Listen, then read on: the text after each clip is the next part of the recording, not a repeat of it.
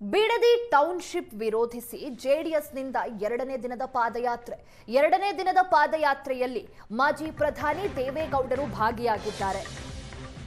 ನಿನ್ನೆ ಅಧಿಕೃತವಾಗಿ ಚಾಲನೆ ಆಯಿತು ಪಾದಯಾತ್ರೆಗೆ. ಈಗ ಎರಡನೇ ದಿನಕ್ಕೆ ಜೆಡಿಎಸ್ನ ಪಾದಯಾತ್ರೆ ಕಾಲಿಟ್ಟಿದೆ. ಮಾಜಿ ಪ್ರಧಾನಿಗಳಾದಂತಹ ದೇವೇಗೌಡರು ಪಾದಯಾತ್ರೆಯಲ್ಲಿ ಎರಡನೇ ದಿನ ಭಾಗಿಯಾಗಿದ್ದಾರೆ. ಬಿಡದಿ ಬಿಜಿಎಸ್ ಸರ್ಕಲ್ನಿಂದ ನೈಸ್ ಜಂಕ್ಷನ್ ವರೆಗೂ 16 ಕಿಲೋಮೀಟರ್ ಈ ದಿನ ಪಾದಯಾತ್ರೆ ಇರುತ್ತೆ. ಬಿಡದಿ ಟೌನ್ಶಿಪ್ ವಿರೋಧಿಸಿ ರೈತರೊಟ್ಟಿಗೆ ಜೆಡಿಎಸ್ ನಿಂತು ಪ್ರತಿಭಟನೆಗಳನ್ನು ನಡೆಸ್ತಾ ಇತ್ತು. ಸುಮಾರು 500ಕ್ಕೂ ಹೆಚ್ಚು ದಿನಗಳಾಗ್ತಾ ಬರ್ತಾ ಇದೆ. ಪ್ರತಿಭಟನೆ ನಿರಂತರವಾಗಿ ನಡೀತಾ ಇದೆ. ನಿನ್ನೆ ಜೆಡಿಎಸ್ ಪಾದಯಾತ್ರೆ ಆರಂಭವಾಯಿತು. ಯುವ ನಾಯಕ ನಿಖಿಲ್ ಕುಮಾರಸ್ವಾಮಿ ನೇತೃತ್ವದಲ್ಲಿ ನಿನ್ನೆ 16 ಕಿಲೋಮೀಟರ್ ಪಾದಯಾತ್ರೆ ಸಾಗಿದೆ. ಎರಡನೇ ದಿನಕ್ಕೆ ಈಗ ಪಾದಯಾತ್ರೆ ಕಾಲಿಟ್ಟಿದ್ದು, ಈ ದಿನ ಮಾಜಿ ಪ್ರಧಾನಿಗಳಾದಂತಹ ದೇವೇಗೌಡರು ಪಾದಯಾತ್ರೆಯಲ್ಲಿ ಪಾಲ್ಗೊಂಡು ಬಿಡದಿ ಟೌನ್ಶಿಪ್ ವಿರೋಧವಾಗಿ ಆಕ್ರೋಶವನ್ನು ಹೊರಹಾಕಿದ್ದಾರೆ. ರೈತರ ಪರವಾಗಿ ನಿಂತಿದ್ದಾರೆ. ಇವತ್ತು 16 ಕಿಲೋಮೀಟರ್ ಪಾದಯಾತ್ರೆ ಇರುತ್ತೆ. ಬಿಡದಿ ಬಿಜಿಎಸ್ ಸರ್ಕಲ್ನಿಂದ ನೈಸ್ ಜಂಕ್ಷನ್ ವರೆಗೆ 16 ಕಿಲೋಮೀಟರ್ ಪಾದಯಾತ್ರೆ ಇದ್ದು, ಈ ದಿನ ಮಾಜಿ ಪ್ರಧಾನಿಗಳು ಕೂಡ ಈ ಪಾದಯಾತ್ರೆಯಲ್ಲಿ ಪಾಲ್ಗೊಂಡು ರೈತರ ಪರವಾಗಿ ನಿಂತಿದ್ದಾರೆ.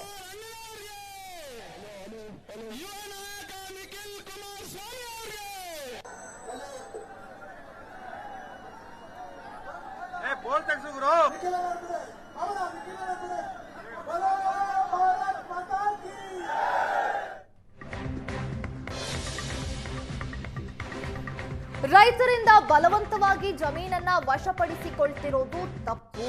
ಡಿಕೆಶಿ ಅವರೇ 2 ವರ್ಷ ಆಡಳಿತ ಮಾಡಿ ರೈತರ ಬದುಕು ಹಾಳು ಮಾಡಬೇಡಿ. ಯಾರಿಗಾಗಿ ಈ ಯೋಜನೆ ಮಾಡ್ತಾ ಇದ್ದೀರಿ ಅನ್ನೋದಾಗಿ ಪಾದಯಾತ್ರೆಯಲ್ಲಿ ಪಾಲ್ಗೊಂಡಂತಹ ಸಂದರ್ಭದಲ್ಲಿ ದೇವೇಗೌಡರು ಸಿಎಂ ಡಿಕೆಶಿಯನ್ನ ಪ್ರಶ್ನೆ ಮಾಡಿದ್ದಾರೆ. ಸತ್ಯವನ್ನ ಹೇಳಿ, ಯಾರಿಗಾಗಿ ಬಿಡದಿ ಟೌನ್ಶಿಪ್ ಮಾಡ್ತಾ ಇದ್ದೀರಿ? ಬಿಡಿಎನಲ್ಲಿ 20,000 ಸೈಟ್ ಖಾಲಿ ಇದೆ, ಅದೆಲ್ಲ ಏನ್ ಮಾಡ್ತೀರಿ? ಸಿಎಂ ಡಿಕೆಶಿ ಜನರ ಮುಂದೆ ಸತ್ಯ ಹೇಳಬೇಕು ಅನ್ನೋದಾಗಿ ಇದೇ ಸಂದರ್ಭದಲ್ಲಿ ದೇವೇಗೌಡರು ಆಗ್ರಹಿಸಿದ್ದಾರೆ.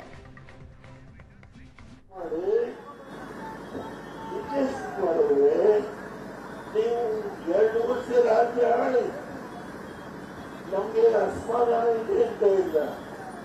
ಯಾಕೆ ಅಸತ್ಯವನ್ನ ಹೇಳಿ ರೈತ ಮನೆಯ ಹಾಳು ಮಾಡಲಿಕ್ಕೆ ಹೋಗಿದೆ?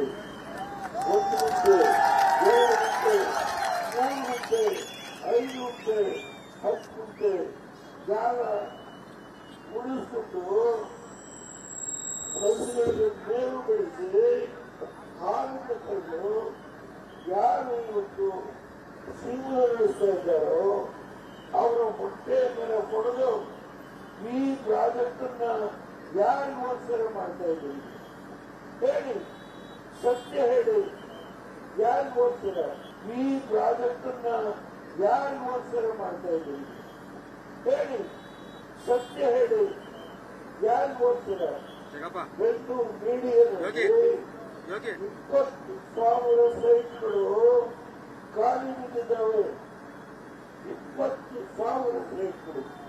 ಇದನ್ನು ನಾನು ಹೇಳಲಿಲ್ಲ, ಸತೀಶ್ ಜಾರಕಿಹೊಳಿ ಈ ಮಾತನ್ನು ಹೇಳಿದ್ದಾರೆ. ದಯಮಾಡಿ ಸಿದ್ದರಾಮಯ್ಯ ತೆಗೆದು ಸಿಎಂ ಆಗಲಿಕ್ಕೆ ಏನ್ ಭರವಸೆ ಕೊಟ್ಟಿದ್ದೀರೋ ಗೊತ್ತಿಲ್ಲ.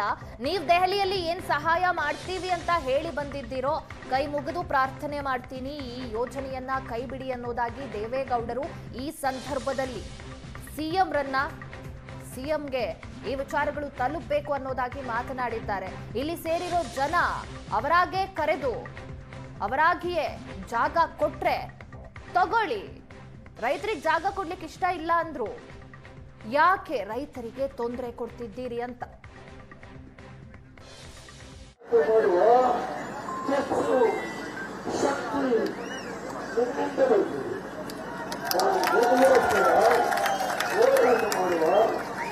ಕೆಲಸವನ್ನ ಸದಾ ಮಾಡ್ತಾರೆ. ಅವರಿಗೆ ದಯಮಾಡಿ 19 ತಾರೀಕು ಪಾಲ್ಗೊಂಡು ಮತ್ತು ದೊಡ್ಡ ಸಭೆಯನ್ನ ಏರ್ಪಾಡು ಮಾಡಲಾಗಿದೆ. ಯುವ ಸಂಖ್ಯೆಯಲ್ಲಿ ನಾವೆಲ್ಲ ಬರಬೇಕು.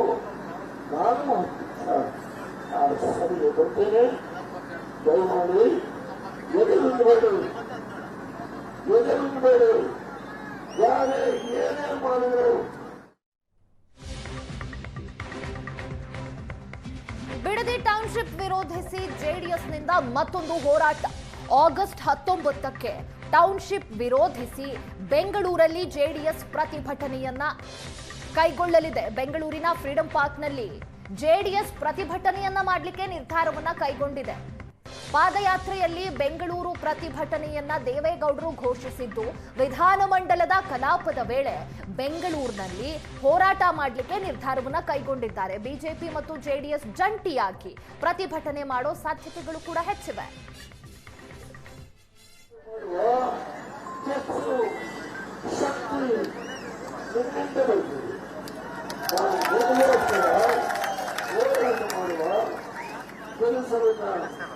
ಸದಾ ಮಾಡ್ತಾರೆ. ಅವರಿಗೆ ದಯಮಾಡಿ 19 ತಾರೀಕು ಫ್ರೀಡಂ ಪಾರ್ಕ್ನಲ್ಲಿ ಒಂದು ದೊಡ್ಡ ಸಭೆಯನ್ನ ಏರ್ಪಾಡು ಮಾಡಲಾಗಿದೆ. ನೂರ ಸಂಖ್ಯೆಯಲ್ಲಿ ನಾವೆಲ್ಲ ಬರಬೇಕು. ನಾನು ಆ ಸಭೆಗೆ ಬರ್ತೇನೆ. ದಯಮಾಡಿ ಎದುರುಬೇಡಿ, ಯಾರೇ ಏನೇ ಮಾಡಿದ್ರು ನಿಮ್ಮನ್ನು ಅರೆಸ್ಟ್ ಮಾಡ್ತೀನಿ ಅಂತೇಳಿದವರು ಜೈಲಿಗೆ ಹೋಗಲಿಕ್ಕೆ ಸಿದ್ಧ ಒಂದು ಸ್ಥಿತಿಗೆ ಮಾನಸಿಕವಾಗಿ ಹಾಗೆ ಭೂಮಿ ಬರುತ್ತದೆ. ಭೂಮಿ ಚಿಂತಕ್ಕಿಂತ ಬೆಲೆ ಜಾಸ್ತಿ ಆಗಿದೆ. ಮೊದಲ ಭೂಮಿ 5 ರೂಪಾಯಿ ಹತ್ಕೊಂಡು ಹೋಗಿ ಜೀವನ ಮಾಡ್ತೀವಿ, ಹಾಡ್ಕೊಳ್ತೀವಿ, ಮೋಸ ಮಾಡಲ್ಲ, ಒಪ್ಪಿಗೆ ಮಾಡೋದಿಲ್ಲ. ಯಾರಿಂದ ವೆಚ್ಚ ಹೊಡೆದು ಸೌಕ ಕೊಟ್ಟಿಲ್ಲ. ನೀವು ನ್ಯಾಯವಾಗಿ ಮಾಡಿ ಪೂರ್ಣ ಮಾಡ್ತಾ ಇದ್ದೀವಿ. ನಮ್ಮ ಕಾರ್ಯಗಳಿಗೆ ಹಿರಿಯರಿಗೂ ಕೈ ಮುಟ್ಟು ಪ್ರಾರ್ಥನೆ ಮಾಡ್ತೇನೆ.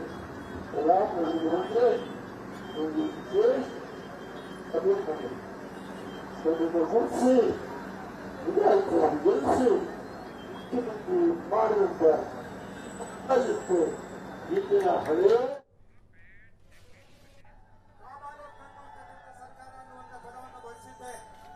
ಸರ್ಕಾರ ರೈತರ ಹೋರಾಟವನ್ನ ಹತ್ತಿಕ್ಕಿರುವ ಕೆಲಸ ಮಾಡ್ತಾ ಇದೆ. ಬಿಡದಿ ರೈತರ ಹೋರಾಟಕ್ಕೆ ದೇವೇಗೌಡರು ಈಗ ಬೆಂಬಲವನ್ನ ನೀಡಿದ್ದಾರೆ. ದೇವೇಗೌಡರ ಬೆಂಬಲ ಇದೆ. ರಾಜ್ಯ ಸರ್ಕಾರದ ವಿರುದ್ಧ ನಿಖಿಲ್ ಕುಮಾರಸ್ವಾಮಿ ವಾಗ್ದಾಳಿಯನ್ನ ನಡೆಸಿದ್ದಾರೆ. ಮೊದಲ ದಿನದ ಹೋರಾಟದಿಂದಲೂ ದೇವೇಗೌಡರು ರೈತರ ಪರವಾಗಿದ್ದಾರೆ, ನಮ್ಮ ಜೊತೆಗಿದ್ದಾರೆ. ಪ್ರಾಯಶ್ಚಿತ ಯಾತ್ರೆ ಏನಂತ 2028ಕ್ಕೆ ಜನರೇ ತೋರಿಸ್ತಾರೆ ಅನ್ನೋದಾಗಿ ಸರ್ಕಾರದ ವಿರುದ್ಧ ಇದೇ ಸಂದರ್ಭದಲ್ಲಿ ಯುವ ನಾಯಕ ನಿಖಿಲ್ ಕುಮಾರಸ್ವಾಮಿ ಆಕ್ರೋಶವನ್ನ ಹೊರಹಾಕಿರುವಂತದ್ದು. ಬಿಡದಿ ಟೌನ್ಶಿಪ್ ಜಟಾಪಟಿ ಶುರುವಾದಾಗಿಂದಲೂ ಕೂಡ ಜೆಡಿಎಸ್ ರೈತರ ಪರವಾಗಿ ನಿಂತಿದೆ. ಈಗ ಇದೇ ವಿಚಾರವಾಗಿ ರೈತರೊಟ್ಟಿಗೆ ಪ್ರತಿಭಟನೆಯನ್ನು ಕೂಡ ನಡೆಸ್ತಾ ಇದೆ ಜೆಡಿಎಸ್.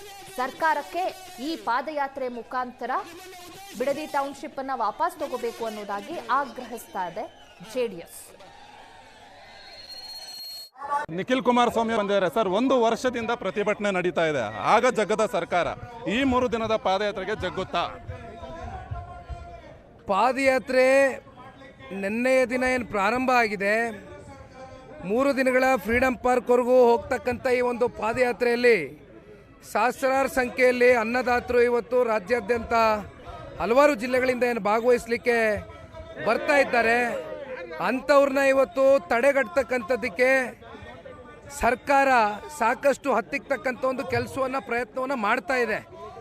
ಆ ಹಿನ್ನೆಲೆಯಲ್ಲಿ ಇವೆಲ್ಲವನ್ನು ನೋಡಿದಾಗ ತಾವೇ ಗಮನಿಸಿರ್ತೀರಿ, ಸಮಿತಿ 3 ರಿಂದ 4 ವಾರದ ಹಿಂದೆ ಮಾತು ಕೊಟ್ಟಂಥದ್ದು ಏಕಾಏಕಿ ಹಿಂದಿನ ದಿನ ಅಂದರೆ ಮೊನ್ನೆ ರಾತ್ರಿ ಅದನ್ನು ಘೋಷಣೆ ಮಾಡ್ತಾರೆ. ಅದಾದ ಮೇಲೆ ನಿನ್ನೆಯ ದಿನ ಮುಖ್ಯಮಂತ್ರಿಗಳು ಕಾಂಪನ್ಸೇಷನ್ ಹೈಕ್ ಕೊಡ್ತಾ ಇದ್ದೀನಿ, 2 ಕೋಟಿ ಅಲ್ಲ 3 ಕೋಟಿ ಆಫರ್ ಮಾಡ್ತಾ ಇದ್ದೀನಿ ಅಂತ ಹೇಳ್ತಾರೆ ಬಂದು. ಈ ರೀತಿ ಈಗ ಏನು ಪಾದಯಾತ್ರೆಗೆ ಜಾಹೀರಾತುಗಳು, ಇಲ್ಲಿ ನೀವು ಹೋರ್ಡಿಂಗ್ಸ್ಗಳು ನೋಡ್ಬೋದು, ಇವೆಲ್ಲ ನೋಡಿದಾಗ ಬಹುಶಃ ರೈತರು ಇದರಲ್ಲಿ ಗೆಲುವನ್ನು ಸಾಧಿಸ್ತಾರೆ. ರೈತರಿಗೆ ಜಯ ಆಗ್ತದೆ ಅಂತಕ್ಕಂಥ ಆತಂಕ 100% ಸರ್ಕಾರದಲ್ಲಿ ಕಾಣ್ತಾ ಇದೆ. ದೇವೇಗೌಡರು ಬರ್ತಾ ಇದ್ದಾರೆ, ಹೋರಾಟಕ್ಕೆ ಇನ್ನೊಂದಷ್ಟು ಬಲ ಬಂದಂಗೆ ಆಯ್ತಾ ಅಂತ ಮಾನ್ಯ ದೇವೇಗೌಡರು ಸಾಹೇಬರು ಎಂದೂ ಕೂಡ ರೈತ ಪರವಾದಂತ ಚಳುವಳಿಗಳ ಮೂಲಕ ನಿಜವಾದ ರೈತ ನಾಯಕನಾಗಿ ಈ ರಾಜ್ಯದಲ್ಲಿ ಹೊರಹೊಮ್ಮಿರ್ತಕ್ಕಂಥವ್ರು. ಅವರು ರೈತರ ಬದ್ಧತೆ ಏನಿದೆ ಅದನ್ನ ನಿರಂತರವಾಗಿ ಕಾಪಾಡ್ಕೊಂಡ್ ಬಂದಿದ್ದಾರೆ. ಬಿಡದಿ ಭಾಗದ ರೈತರ ಜೊತೆಯಲ್ಲಿ ಮೊದಲನೇ ದಿನದಿಂದಾನು ಕೂಡ ಇವತ್ತು 517ನೇ ದಿನಕ್ಕೆ ಒಂದು ಹೋರಾಟ ಕೈಗೆತ್ಕೊಂಡಿರ್ತಕ್ಕಂಥದ್ದು ರೈತರು. ಪ್ರತಿನಿತ್ಯದ ಸಂಪರ್ಕದಲ್ಲಿ ದೇವೇಗೌಡರು ಸಾಹೇಬರು ರೈತರ ಜೊತೆ ಇದ್ದಾರೆ. ಗಟ್ಟಿಯಾಗಿ ರೈತರ ಜೊತೆ ದೇವೇಗೌಡರು ಸಾಹೇಬರು ಇವತ್ತು ಬಂದು ಪಶ್ಚಾತ್ತಾಪ ಯಾತ್ರೆ ಅಂತ ಪಶ್ಚಾತ್ತಾಪ ಯಾತ್ರೆ ಅಂತ ಪ್ರಾಯಶ್ಚಿತ್ತ ಯಾತ್ರೆ ಮುಂದೊಂದು ದಿನ 28 ಜನ ತೋರಿಸ್ತಾರೆ. ಇಷ್ಟು ಕೂಡ ನಿಖಿಲ್ ಕುಮಾರಸ್ವಾಮಿ ಅವರ ಮಾತು. ಕ್ಯಾಮ್ರಾ ಪರ್ಸನ್ ಸತೀಶ್ ಜೊತೆ ಸುರೇಶ್, ಏಷ್ಯಾನೆಟ್ ಸುವರ್ಣ ನ್ಯೂಸ್, ರಾಮನಗರ.